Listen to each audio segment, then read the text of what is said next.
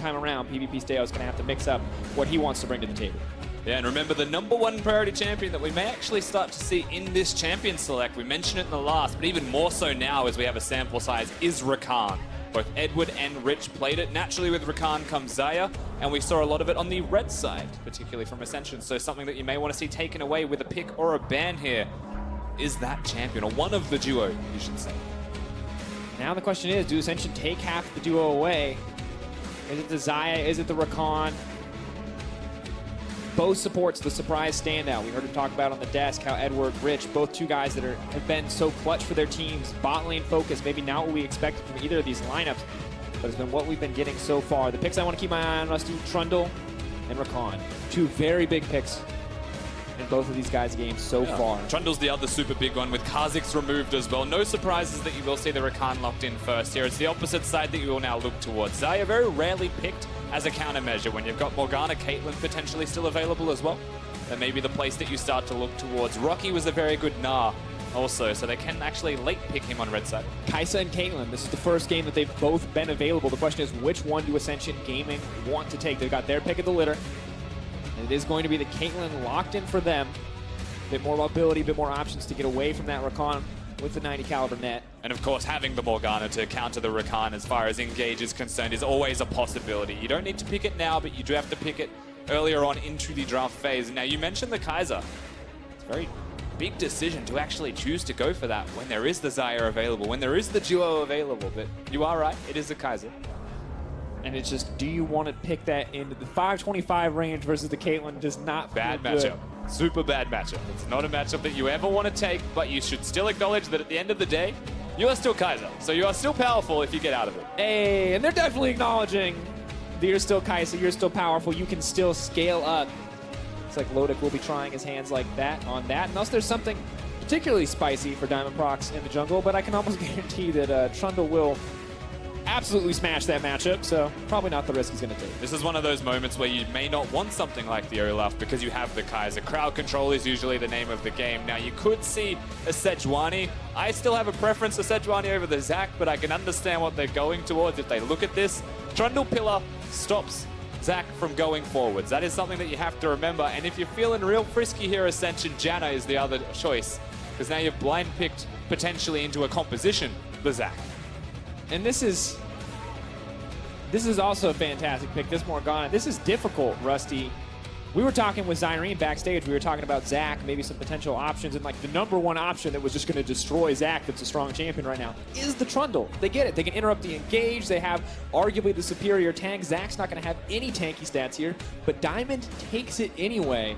I think a big surprise. Now, as we enter the second ban, top lane, mid lane, the focus. Kira not going to get the comfort picks in the mid lane. Similarly, Rocky not going to get his hands on that Camille. Definitely a champion that you should be scared of in the hands of Rocky. And of course, if you watch any international events that Kira has been at, he plays Anivia, so you can understand where that ban goes away. Even in the finals, having it focused away from him at moments as well. Between the mid and the jungle of Gambit, that's where most of the bans actually are directed towards. You don't really see anything taken away from PvP Steos, and he's known more for his tanky champions. The composition they've got right now, very good with those tanks, and I know it's not often seen, but I feel like the Maokai is not a bad option here. And interesting, we see the Vladimir taken away, Ascension Gaming not wanting to give that one over. And we can see what a big team fighting threat it would be, and with so much engage on the side of Gambit, don't want to risk giving them such a powerful pick. LeBlanc actually going to be the follow-up from the side of Gambit. Not a pick we've really seen so far. It looks like G4 will once again pick up the Swain. The flex potential is still there, however, but it was a pick that he found some pretty good success at a few moments in the game. Yeah, that's true. Being on the red side, they can, of course, last pick towards their top laner in Rocky if they would like this time, but they can also bring G4 into the Swain and just counter pick to whatever is revealed now from Gambit Esports. So when you look towards the remaining picks here from Gambit, they've got engage. They have a lot of engage. They don't have range damage. Their scaling is decent.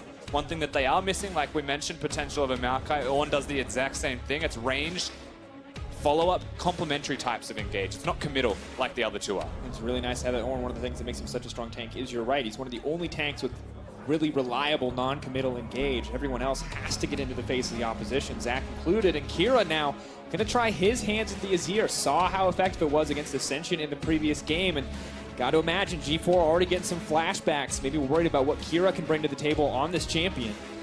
And that one is actually curious to me. Ryze tends to be the mid laner of choice when you've got the Kaiser compositions. Of course, Ryze is banned away, but it's something that has crowd control, tends to be it. You mentioned how good Azir was last game, how great its scaling was, and how effective it actually was into G4 in the Swain matchup.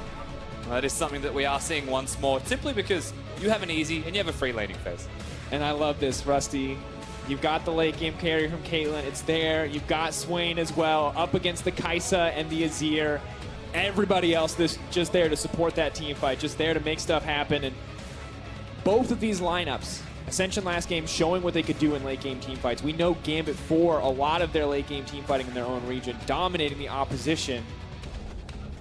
I'm a little worried it's going to be too aggressive in the early game and someone's going to get too big of a lead. We're not going to get to see those really close late game fights. It's entirely possible. At the same time, Ascension was solid through their laning phase. They tried to extend the lanes for as long as they possibly could as well. They want skirmishes, and the one thing that you might have said is a weakness through their draft, I would say has actually been shot up. The first thing is the late game scaling that a Caitlyn can now provide. They've got a composition to empower that Caitlyn as well. The Trundle in the jungle role actually has a decent jungle matchup as well. He's not the Olaf that can get caught out of position and cause some mismatches when fights do break out.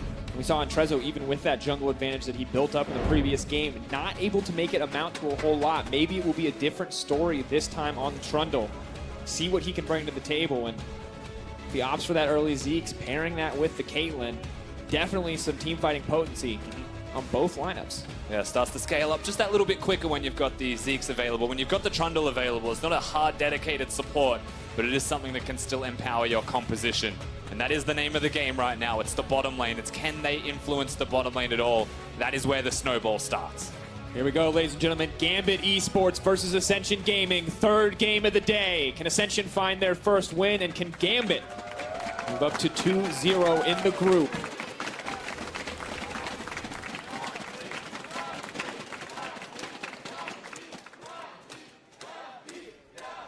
And that Blood Moon is sick.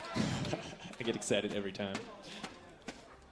I always try to think of custom skybox ideas. They wouldn't let me get the one where it's quick shot and officio kissing in the sky. They said that wasn't. I mean, I don't know. I mean, I tried. Surprise Party Fiddlesticks would be a great skybox background. I think it would ruin a little bit of the prestige of the event, but would definitely be a surprise party. It definitely would be a surprise.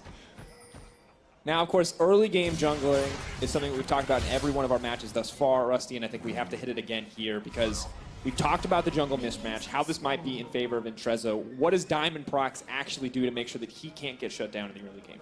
I mean, the first thing you have to look at is the side of the map that they're going to be starting on. Often Trundles, and often actually just most junglers right now aren't going towards their bottom lane 2v2 to start the jungle clear, and this is something that should actually be favoring the Trundle. So when you look at Diamond Prox, what is he going to do as a response?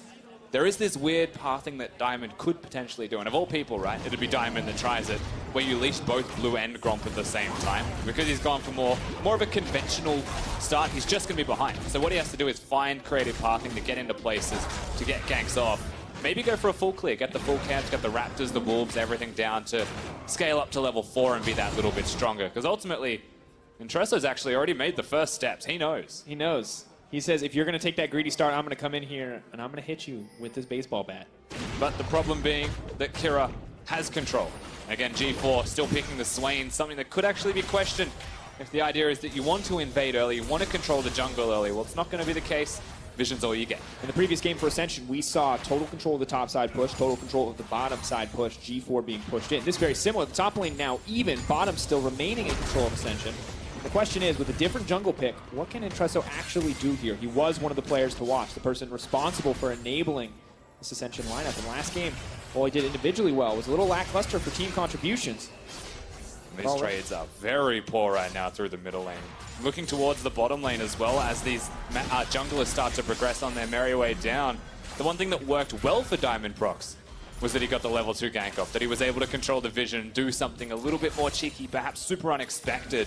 But he's got a Kaiser Rakan this time around. It's not quite the Xayah Rakan duo for the extra range, the excess range on that engage. And Entrezo, we mentioned the jungle matchup as to how a pillar can affect that. Well, that's actually a pretty big deal as well, especially through the skirmishes that happen. Harder to hit when you hit the late game team fights, however. Most Trundles use their pillar to start fights by picking someone out. And you can see Trezzo is tracking the jungle path of Diamond Prox, pinging out the Krugs, letting his team know that that's probably where he's at, that that's one of the few camps that he has remaining. Does ping it a bit early, but there is Diamond indeed, so well predicted in the end. Even without the vision, still doing his best to keep track of where the Zac could be, because of course if the Trundle's not there, Zac's still a very terrifying engaged threat. And honestly, most of these lanes are just super content if you're Ascension. Yes, you're losing mid lane, you don't have control in the mid lane, but it's not like a Zac is going to go in and punish you, right? So you're happy to just lose the lanes gracefully, try and lose the minimum as well throughout that. Ascension with a Caitlyn Morgana, just going to push forward. Constantly threatening, preventing a Kaiser from doing anything with the Rakan. And that's probably going to persist until level 6. And at that point, you've already got potentially 3 points in the Morgana Black Shield as well. So it requires a significant amount of burst to actually cash someone out of position. And you've got the teleports as well from the Maokai and the Ornn that could come across. And with the way that Rocky's been able to handle that top lane matchup, he's even gone for the biscuits to sustain himself against the Ornn. He's very well off. Just wants to keep the pressure up here on the top side, working out well so far. Going for the Aftershock as opposed to the grass, maybe a little bit less immediate sustain, but the immediate trades rather will go in his favor. Just making sure that PvP Styles can't build any items for himself either, so really just trying to punish this Ornn pick across the board. This is a super risky attempt at a dive if they go for it, but they are. Trezzo, where's the pillar going to Diamond go? Prox is here. They're just going to back off. Chain CC does go in, but there's enough minions there to block the tower aggro now, and Trezzo just going to get taken out. Beautiful counterplay by Diamond, sniffing out the gank exactly where he needs to be. And that's not the first time we've seen this from Diamond. The sniffing out, as you mentioned, the fact that he's able to track him and be there at the correct time. We saw this in the first game from Gambit. We see it again in the second. Shows again he's got the brain. Edward knows the binding is gone, decides to go in. Take a bit of damage back in return, but this is so quintessential Gambit once again. Their ability to just turn any kind of aggressive action that the opposition goes for in their favor. So much of what helps them set up these early game leads. And we talked about, you know, Zac, hey, losing matchup into the Trundle. Trundle was going to have an advantage. Still might be the case in terms of the 1v1, but Zac getting an early snowball, maybe helping him speed up that jungle clear, is going to make this a lot more difficult for the side of Ascension. And it's only really Trundle tracking the Zac if they meet each other 1v1. If they find each other, it always goes towards Intresso over Diamond Prox. But the ganks are still in favor of Diamond Prox for sure, having the Zac available. Super impactful if the Elastic Slingshot connects. And if it's just given to him on a silver platter, I think you would take that. And this is where, oh, this is a bit awkward. Diamond debating his next course of action. He's just going to... He didn't even hit the Scryer's Orb. I don't think he wanted to reveal his position by doing that. Has now done it by hitting that Scryer's Bloom, so potentially would have wanted to hit it, but doesn't want to risk getting caught out as G4 clearly with mid priority at this point in the game. A little bit of a different story than what we saw in the previous matchup. Say I'm much more comfortable in this matchup clearly. Is Kira willing to take the back foot here? The push does come in for G4. Of course, Kira yet to back, so a bit tough. I think one of the most important things that we have to look at here, moving forwards for the side of Ascension, is that it's a Caitlyn composition ultimately. So we spoke towards how good they are when they hit the late game team fighting compared to what they were before. Is actually, hang on, G4 is going to immediately get pushed back. That's the Emperor's Divide. Does have the flash available, but just trading alt cooldown for alt cooldown. A pretty big win there for G4. Has control of the lane. There's no resources available for Kira. Doesn't have the teleport. So he actually just loses all control, all semblance of control in that middle lane. He's left to lose, and Diamond even there now to ensure that he's safe. But back to the Caitlyn point. No one fight, please, for like 20 seconds. Lloyd's the siege composition. Caitlyn's a big part of the siege composition success as well. So if you are the jungler of Ascension, even the teleport from the top lane, even G4 when he has his teleport available as well, you bring it bottom, you break the structures. That is how you open up the game for yourself. That's how you give yourself the mid-game strength. Ultimately give yourself a gold lead to win the game. And at this point in the game, we just have to... Lodic has no wave there. Edward cannot help with that issue whatsoever. And Zac, very similar story. And if a Trundle does show up, you just don't have the engage options you really need to stop this sort of siege. For now, though, Lodic and Edward are doing a good job of not letting that wave hit their tower. See how they keep that out, as it may just be a rinse and repeat for Intreza. PvP Styles running for his life. Pillar is going to come out. Ulti available for Intreza, but they're not going to pull the trigger. They don't know where Diamond Prox is, and they don't want to take the risk one more time. Walked out full well there in Tressa, of course, knowing that there was going to be 2 control wards in the bush. Just perhaps an opportunity, but in the end, not the kill. The blue buff had also just spawned, so that could have been a place where he was expecting Diamond Prox to be. Perhaps draw the pressure, delay the blue buff even. Now they're going to go from coast to coast if you're Entresso in this instance, because your own blue buff is available, and G4 will be crying out for assistance. Do a push here in the mid lane just to try to get the priority.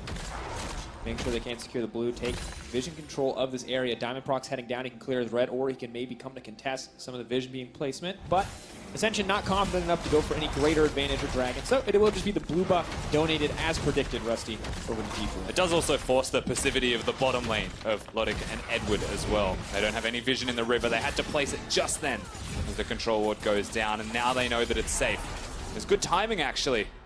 If they wanted to bring Diamond Procs over, perhaps go for another counter gank. They've got 2 control wards set up for it, and you know that Entresso is trying to control vision as his primary. Here goes Edward, the immediate engage. Immediately Camille with the follow-up, looking to land a few more shots, trying to get the passive burning down, but Lloyd is on the outskirts. Rich is still making out, and Trezzo is there for the backup. Akira is off to the side. What are they actually going to be able to do? Out comes the Ornn engage. Black Shield goes in, but Rich will still get taken down. Flash forward from Lloyd, trying to back it up. Kira in the middle of everything. Pulled back. Diamond Procs. A beautiful fight to kick it off. G4, though, is going to do so much damage. Now running for his life. Lodic making it out as well. So far, 2 for 1 in favor of Gambit.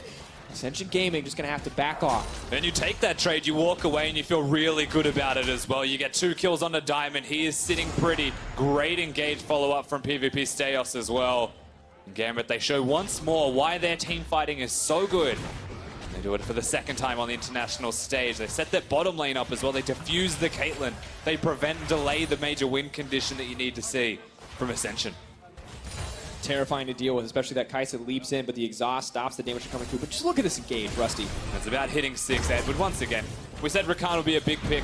Well, it definitely still proves to be true. Lodic, no hesitation, uses the ultimate nearly immediately to get into the backline. He was super afraid of the binding, so didn't maximize his damage output. Didn't matter too much in the end when Diamond's able to get the 3-man ultimates like this and bring them all back towards his team. But at the same time, Kira has now been stuck between a rock and a hard place. Rocky in a hard place, unfortunately. Really didn't have anywhere to go. And Rusty, already the fights are so close. You can see how many summoners are burned to try to dip and dodge all the Ornn ultimate, all the CC. Both teams clearly comfortable in those environments where it's all about the individual mechanical skill and the team coordination. That said, Gambit coming out on top, nice to have. A little bit less than a 1K gold lead. We talked about the Kai'Sa. You know, she was supposed to struggle on the bottom side against the Caitlyn, this big lane bully, but 13 CS lead now, and just freezing the wave. Getting to the big item spikes, most importantly also. Now you look at the items that she has, just the pickaxe and 2 daggers. But ever closer to the Guinzu's Rage Blade. And there are 3 different itemization choices that Kaisers can go towards. I know Lodic wants to get that on-hit build now. Maximize his damage out at 2 items, maybe 3. Continue to scale up and get the evolves. Lodic trying to get him to push in. He's ready to go. They're on is available.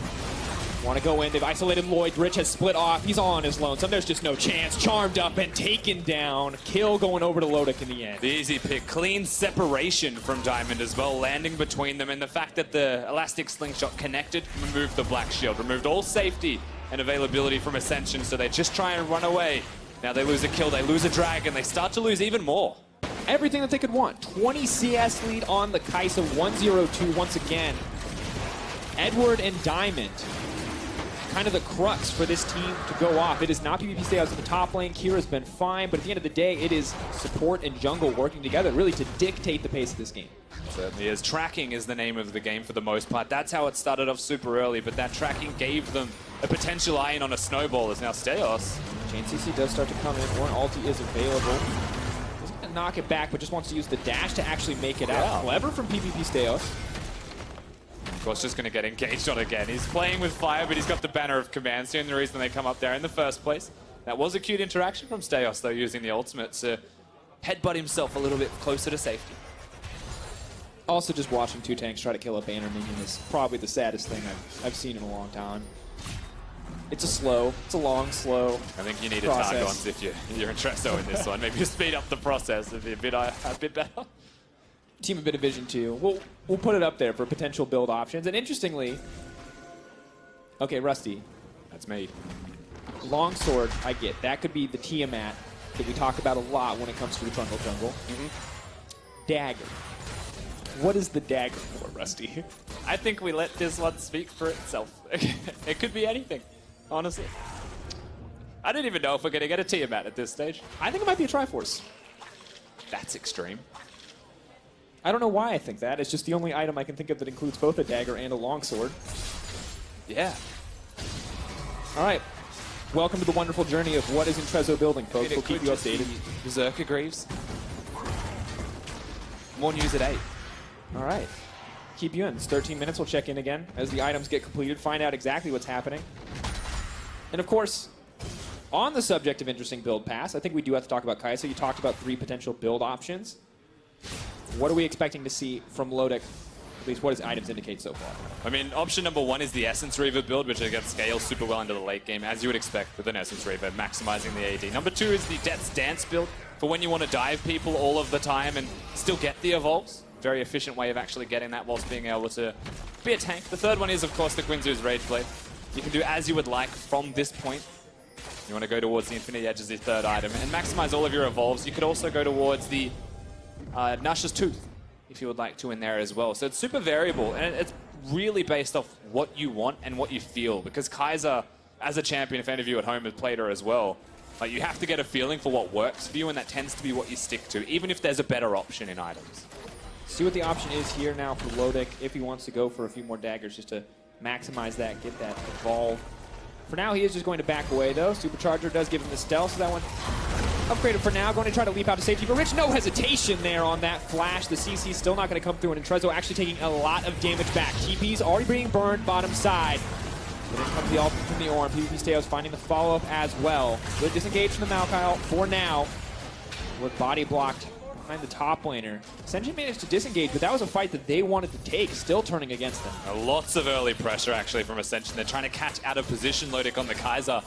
Because they were able to just disengage, they realized, of course, how quickly that became a mistake. They did, in the end, force teleports, and you might be thinking that's a good outcome, but they actually used a teleport of their own to match it once the first one came out. So nothing doing, but nothing gained overall. You got the summoners out of Lodic, and that is something that you have to look towards, however.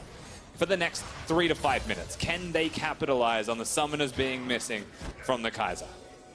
Is an option. See what they can do. The ulti down as well. But now they're going to look for the follow-up. Immediately, Lodic does manage to step forward, trying to unleash as much as he can. Diamond Procs in the middle of everything, not going to connect on the stretching strikes. Here comes the TP. Rich now backing off. Pillars there to disrupt. Lodic all on his lonesome. G4 ready, does manage to lock him down. Vision of Empire coming in clutch to close it out. Diamond Procs now trying to run. G4 with the flash available. We know how he likes to play. No hesitation, but can't find the snare in the end. Now backing off. G4 still not hesitating to go under this tower. No Black Shield available means he's a bit more vulnerable. Maybe look for the Demon Flare. The slow not going to connect. Ascension just going to grab a tower in the meantime, but PvP Steos is in the mid lane trying to fire back. Even forcing the flash from the end there out of Kira. It's a big win from Ascension. The fact that they're able to pressure, have that presence in the bottom lane does wonders for them, and getting that turret first. We spoke towards the presence this team composition wants to have, and the major point they want to execute on, well, that is step 1. Unlock the Caitlyn. Now they can move forwards, and they can continue to try and pressure the rest of the map. Unfortunately, the only person who can really take down these Kanan minions reliably when they are empowered is the Caitlyn. Smite from Trezzo along with a little bit of AD means he's also useful, but... Oh, and they're worth so much money, and now the turret's going to take them. G4 continues to poke, but... I mean, Ascension doing well to get that tower first blood. Matches up the gold despite the kill advantage for Gambit. They really got to keep the momentum going. Kira, though, potentially in trouble. Does not out the ulti. Rich, not going to find it. Kira does manage to make it out to safety. Rich is still impressing me more and more. I know that wasn't a big deal, but you can see the cleanliness coming out of the support of Ascension. And still G4 warming up on this Swain. We're seeing a lot of good ease connecting, a lot of good flaws locking them down. Edward, of course, starting this fight off, getting the charm off onto both members. The Black Shield just a little bit late, but Diamond Procs unfortunately missing the Q, not going to hit the arms and knock them all together. And then Trundle arriving. Trundle, of course, very good at counter ganking, and G4 being here once more, able to execute on that counter play super well. And then it's just about getting under the turret, knowing your limits, and pushing Gambit to theirs. And of course, it's G4. He's playing Swain. He has a flash. It's a thing we've come to expect after game 1. If he has it, he's going to use it. He's going to be in the middle of the fight. He's absolutely making a trend out of his use of flash right now. Now, however, it looks like Mandrake will should go down in the favor of Ascension uncontested. PvP stay out without any backup. They will be traded in the end for this Rift Herald. Just the 1-for-1. Mountain Drake, though, going to be very helpful as Baron comes onto the table, but the immediate gold advantage might go in the favor of Gambit if they can use this to break down some towers. It's going to take them a little bit of extra time, however, to lock down this Rift Herald, still with about 4,000 health remaining. Mid lane is the place that you want to be using it.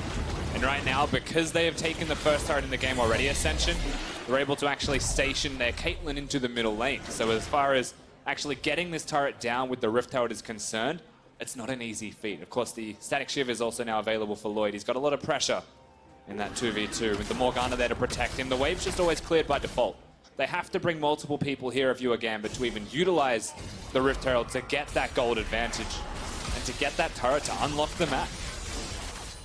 And of course, in the meantime, Lodic just building up ever closer.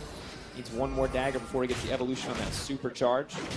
Misspoke earlier when I credited for having it, but the stealth will make it a little bit easier, especially for Dua Lloyd in those future scenarios. Dodging a single auto attack from Caitlyn.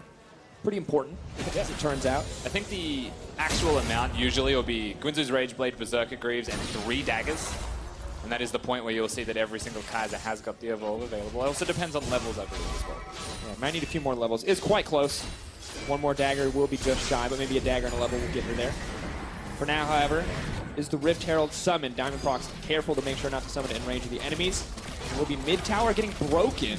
Yeah, they actually catch Ascension sending their AD carry to the side lane. G4 still going to remain in mid, so it gets the turret and they get a full health charge off onto the inner and mid lane. That is a significant amount of work done here by Gambit as a decision that Ascension made.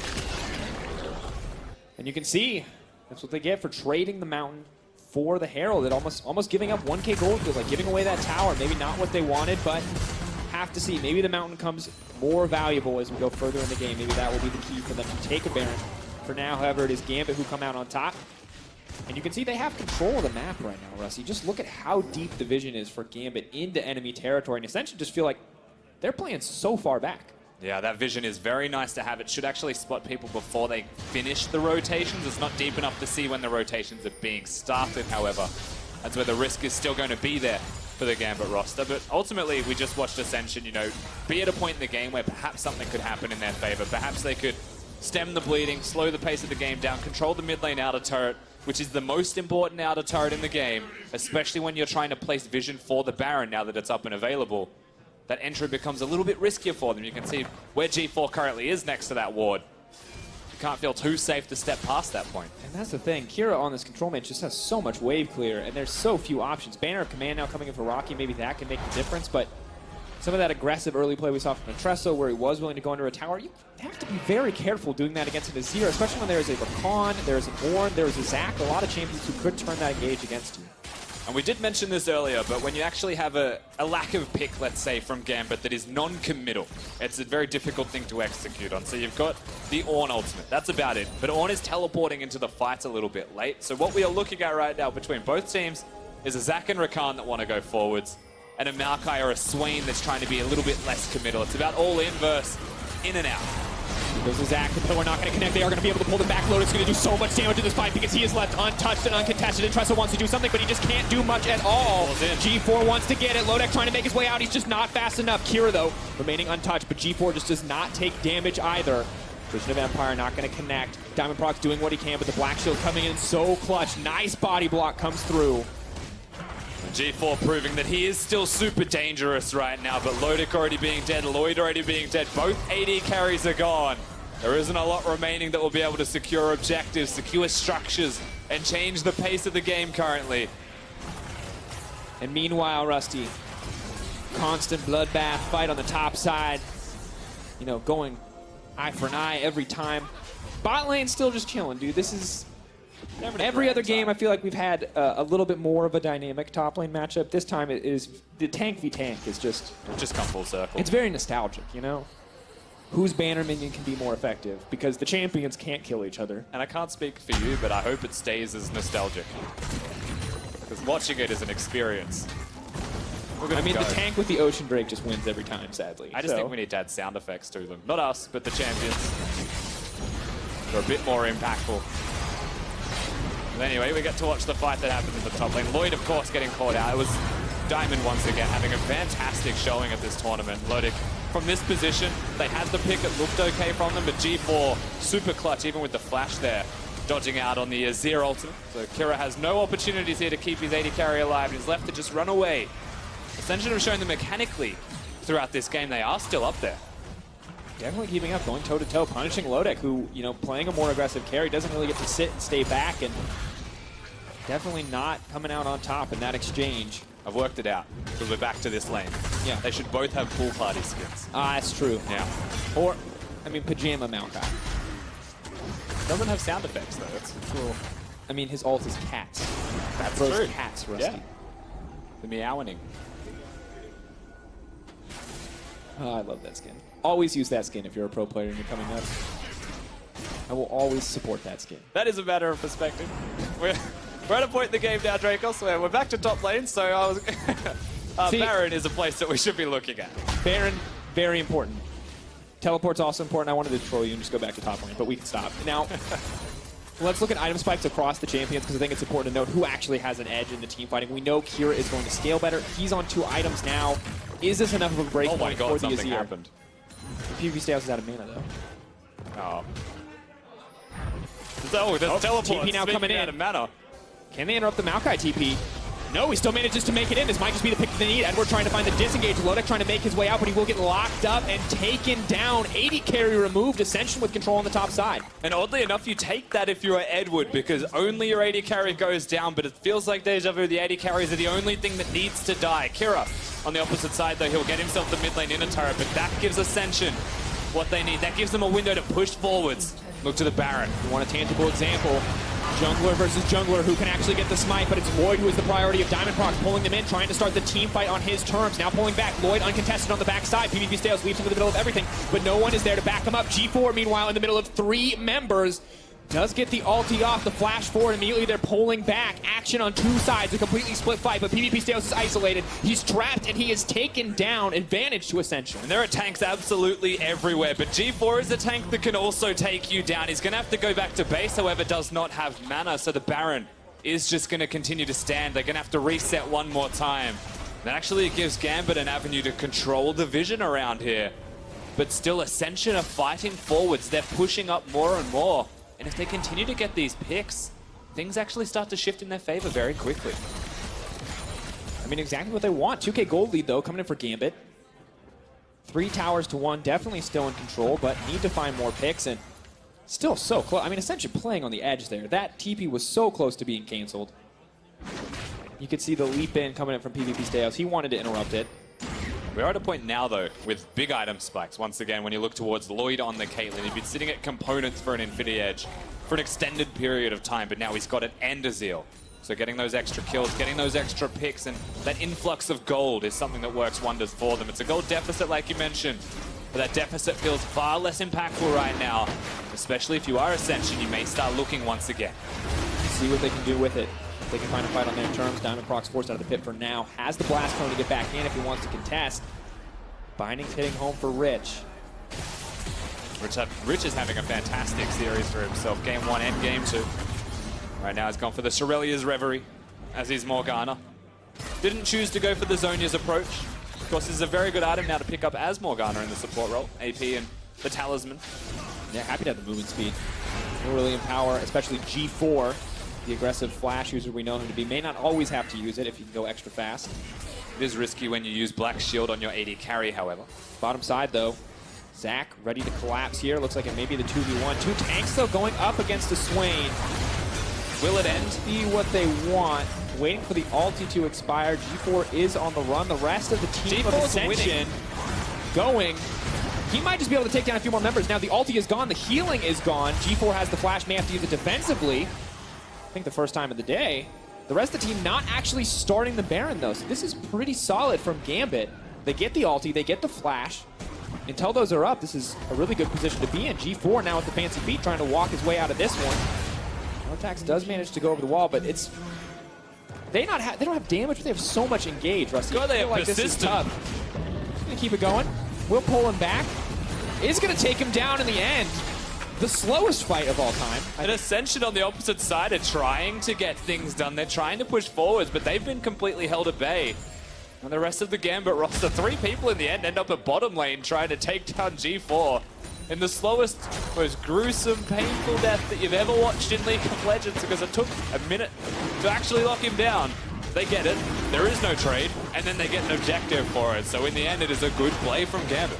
A lot of Oceans today on the MSI Play-In stage. Here's Champion Ocean, Triple Ocean the last game, Double Ocean this time around, and a little bit more regen for these tanky members.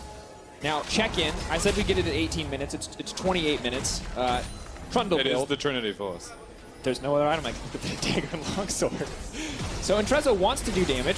Kira might not be ready for how much damage this Trundle can do, but his soldiers are ready to push him away. Rich has and got that's the a speedy Rich. Kira, goodbye. Ascension now moving in. They manage to take out the mid laner. Pick after pick, single champions being traded on either side, but maybe this is finally the chance for Ascension to start a fight on their terms. Yeah, this is a great opportunity for them. They're not going to hit the Baron straight away, however. They want to continue to utilize the Morgana, utilize the Swain and the Trundle Pillar to find those picks. Remember, this Trundle isn't super tanky. It is a Trinity Force in the end.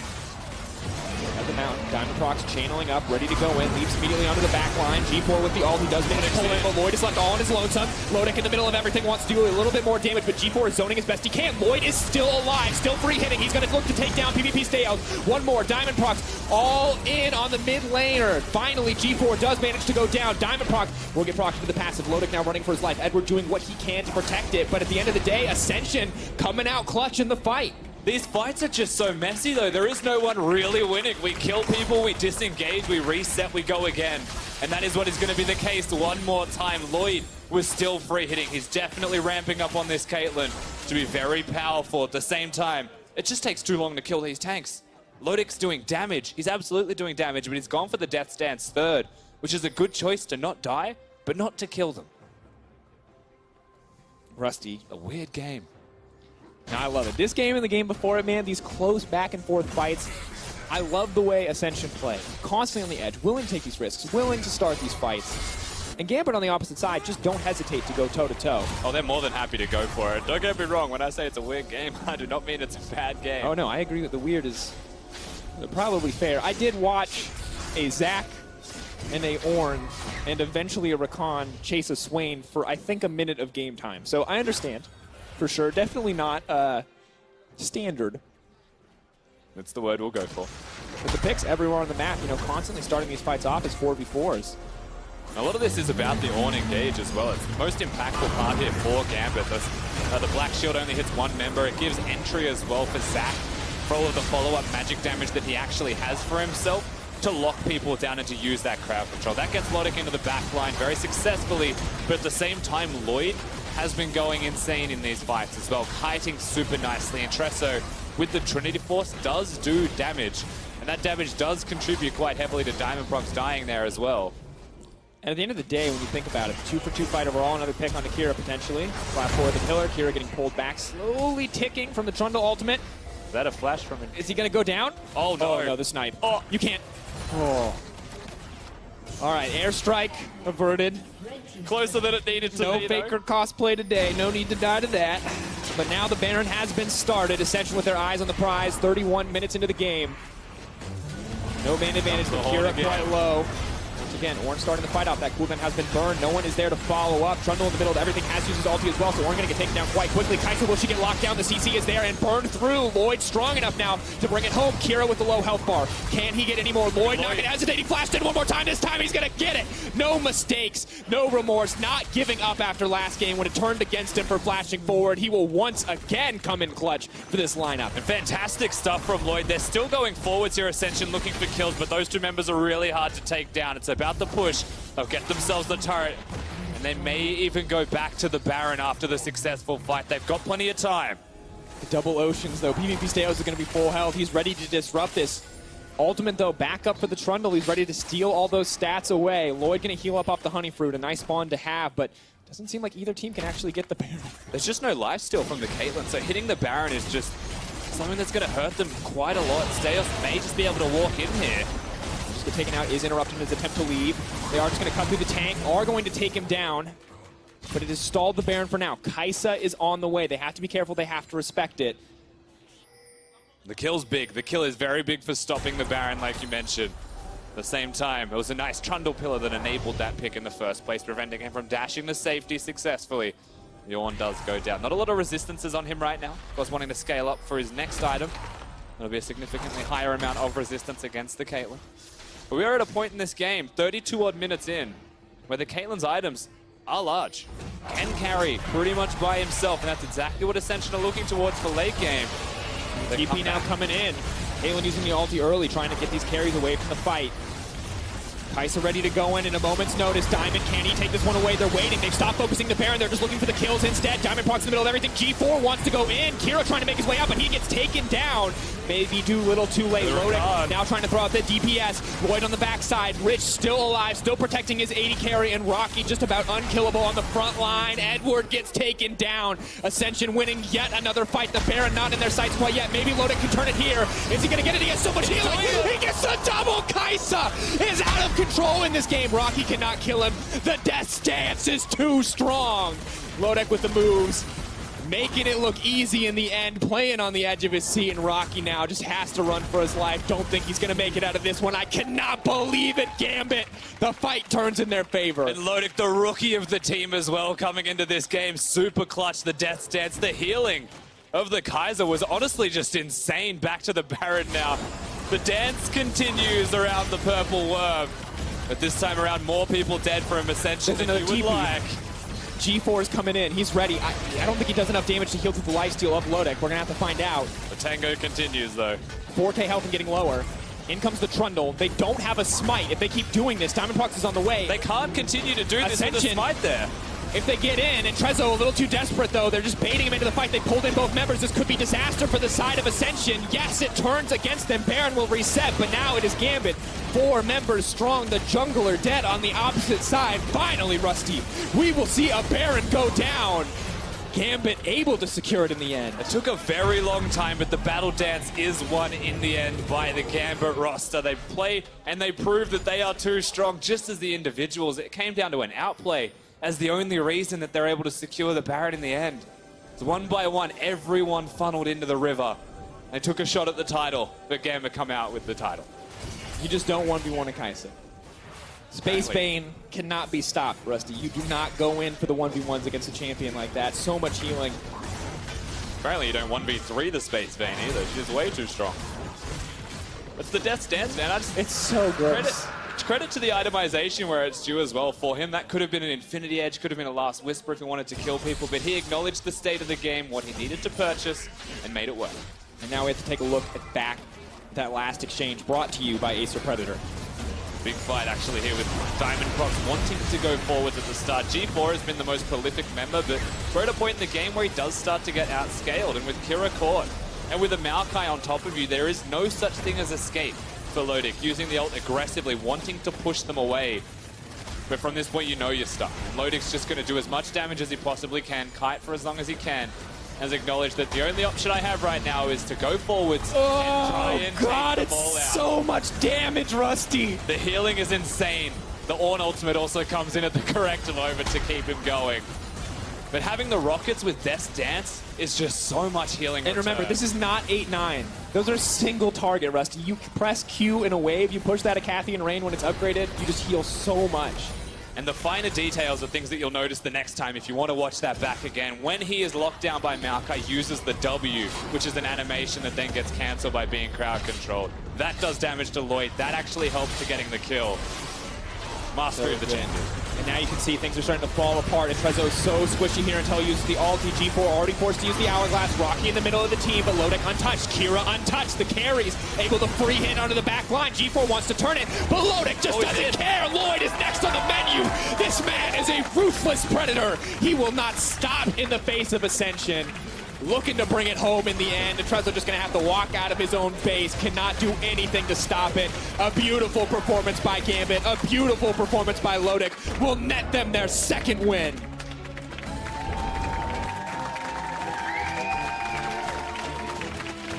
Once again, it wasn't the cleanest of games, but you wouldn't have it any other way. It comes down to those individual shows. And Lodic is the man that does it when it mattered most. Absolute insanity, Rusty.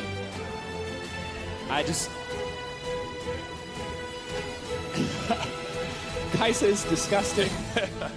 Lodic is a fantastic player, but mean, you could just see. You can do the maths as well, right? I mean, you watch that game and you see Kira and you see they're clearly tunneled on the Azir. And I feel like a little bit was like last game, Azir was the problem. And then when we rewatched that fight, I thought it was Kira doing all that damage, but no. Nope. Oh no, sir. All of the procs, all of the percentage damage, the Rage Blade fully stacked.